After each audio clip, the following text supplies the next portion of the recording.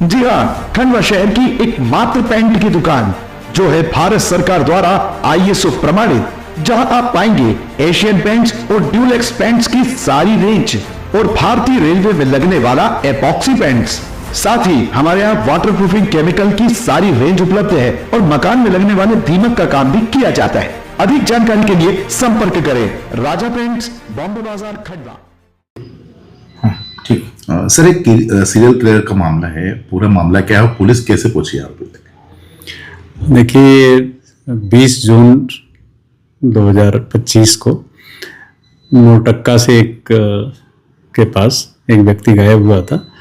उसकी dead body 26 को नए हाईवे के पास पुल के नीचे मिली थी। छत बिछत हालत में डेड बॉडी पानी में मिली थी। PM में कोई भी अस्पष्ट ओपिनियन नहीं आया था। उसकी मर्ग जांच ओंकारेश्वर पुलिस द्वारा की जा रही थी। इसी बीच में उस व्यक्ति की जो पहचान है वो ग्राम बड़ूद के नाना उर्फ सालाग्राम नाम के व्यक्ति के रूप में हुई थी। लगभग 1 महीने बाद सनावद और मोरटक्का के बीच में एक और व्यक्ति का एक्सीडेंटल एक डेड बॉडी मिली थी, जिसमें कुछ चोट के निशान भी थे और पहाड़ी के नीचे उसका डेड बॉडी पाई गई थी रोड के किनारे। प्रथम दृष्टया इस तरह का वहाँ पे दिखाया गया कि कोई एक्सीडेंट हुआ था, लेकिन उसकी जब पोस्टमार्टम रिपोर्ट कराई गई तो उस पोस्टमार्टम रिपोर्ट में ये पता चला कि प्रकाश नाम का वो व्यक्ति ग्राम बड़ूद का रहने वाला है, जो थाना सनावद थाना क्षेत्र का निवासी है। उसकी गला घोंट के हत्या करके और उसकी डेड बॉडी सड़क पे डाल दी गई। जब पुलिस ने जांच की तो पता चला कि अंतिम समय में बड़ूद गांव का ही धनिया और धर्मेंद्र तंवर नाम का एक व्यक्ति है, जो वहाँ का निगरानी बदमाश भी है, वो उसके साथ देखा गया था। पुलिस ने उस व्यक्ति को पकड़ के जब पूछताछ की तो ये खुलासा हुआ कि पहले उसने जो सनावद का प्रकरण था उस प्रकरण में उसने और जो मृतक है उसके साथ शराब पी और एक पहाड़ी पे ले गया और पहाड़ी पे ले जाके वहाँ पे उसका गला घोंट के हत्या कर दी और उसकी डेड बॉडी को खींच के पहाड़ी से फेंक दिया था। इस पर से थाना सनावद में हत्या का एक प्रकरण पंजीबद्ध हुआ। उस मामले में पुलिस ने उसको गिरफ्तार किया।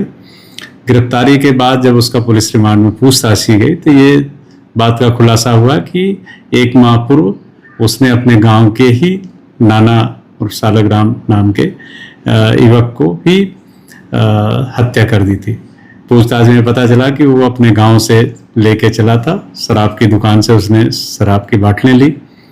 मोरटक्का के पास उसने पहले शराब पिलाई और जब वो एकदम बेसुध हो गया तो आरोपी ने उसको एक उसके पास गमछा था, उस गमछे से उसके गले को पहले घोंट दिया और उसके बाद पानी के अंदर उसको फेंक दिया था।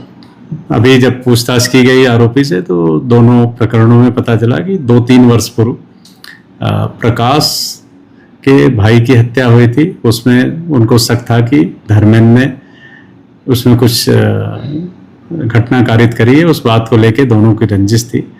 और नाना भी उसके साथ पूर्व में 2-3 वर्ष पूर्व एक बार गाली गलौज और मारपीट की घटना कर चुका था।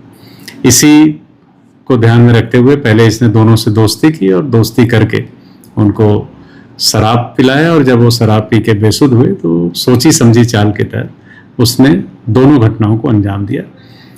खरगोन जिले के सनावद थाने में एक प्रकरण पंजीबद्ध हुआ, उसमें उसकी गिरफ्तारी पूर्व में हो चुकी थी और परसों खंडवा जिले के जो ओंकारेश्वर में प्रकरण पंजीबद्ध हुआ है उसमें भी उसकी फॉर्मल अरेस्ट करके उससे जो घटनास्थल के आसपास से उसने वस्तुएं मृतक की ले गया था उनकी भी जब्ती करके विधिवत कार्रवाई की जा रही है। सर, कोई लिस्टिंग करता था या क्या टारगेट होता था इसका?